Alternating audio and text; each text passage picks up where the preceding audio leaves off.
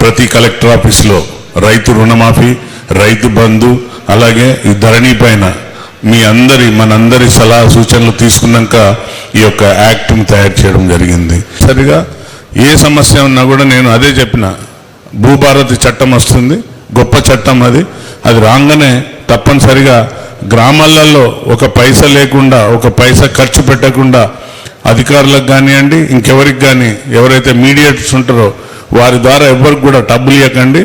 స్వయంగా నేనే వచ్చి మీ యొక్క సమస్యలు, పిటిషన్లు నాకు చాలా వచ్చినాయి, ఆ పిటిషన్లన్నీ కూడా ఇప్పుడు ఒక్కొక్కటి సాల్వ్ చేసుకుంటూ పోదాం. రైతులు ఎవరైతే నిజమైన రైతు ఉన్నాడో, నిజమైన భూస్వామి ఉన్నాడో, నిజమైన ఎవరైతే హక్కు కలిగిన వానికే వచ్చేటట్టు.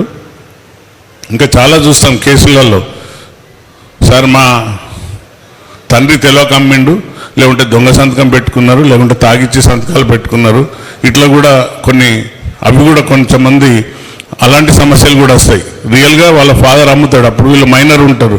ఇప్పుడు మన చుట్టూ భూమి చాలా హైలీ వాల్యూస్తో ఉన్నది, ఎందుకంటే మన విలీన గ్రామాల ల్యాండ్స్ అన్నీ కూడా చాలా ఎక్కువ ధరలతో ఉన్నది. ఇప్పుడు మా రవి అయినా అనిల్ అయినా చెప్పే భూములన్నీ కూడా చాలా హైలీ కాస్ట్ ల్యాండ్స్.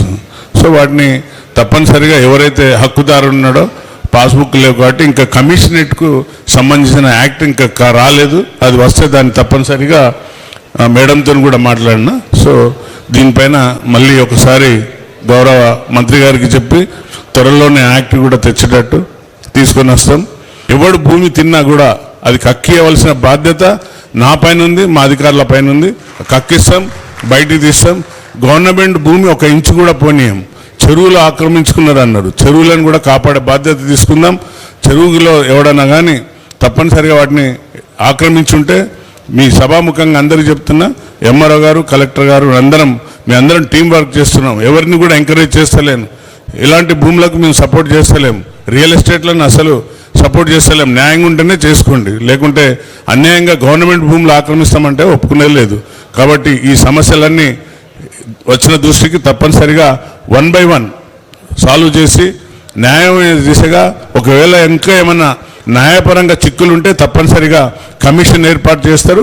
ఆ కమిషన్ ద్వారా మీ అందరికీ న్యాయం జరుగుతుందని ఈ చట్టం తెచ్చినందుకు గౌరవ ముఖ్యమంత్రి గారికి, వారి క్యాబినెట్ మినిస్టర్కు, పొంగులేటి గారికి మీ అందరి తరఫున, రైతుల తరఫున ధన్యవాదాలు చెప్తూ ముగిస్తున్నా.